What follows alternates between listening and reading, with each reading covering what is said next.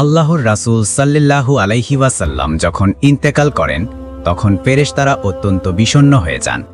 জিবরাইল আলাইহিস সালাম রাসূল সাল্লাল্লাহু আলাইহি ওয়াসাল্লামের রূহ মুবারক কবজ করেন আল্লাহর হুকুমে।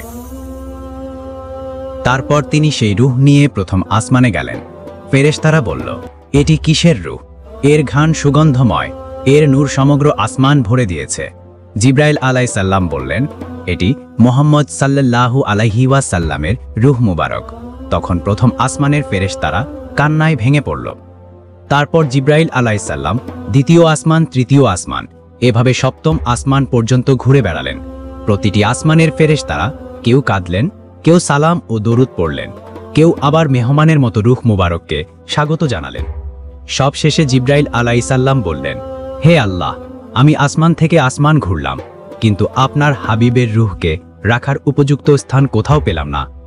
তখন আল্লাহ তাআলা ঘোষণা করলেন, হে জিবরাইল, আমার হাবিবের রূহকে আমি নিজ আরশের নিচে রাখব আমার নূরের ছায়ায়, যতক্ষণ না কিয়ামতের দিন আমি তাকে পুনরায় তার উম্মতের কাছে ফিরিয়ে দিই।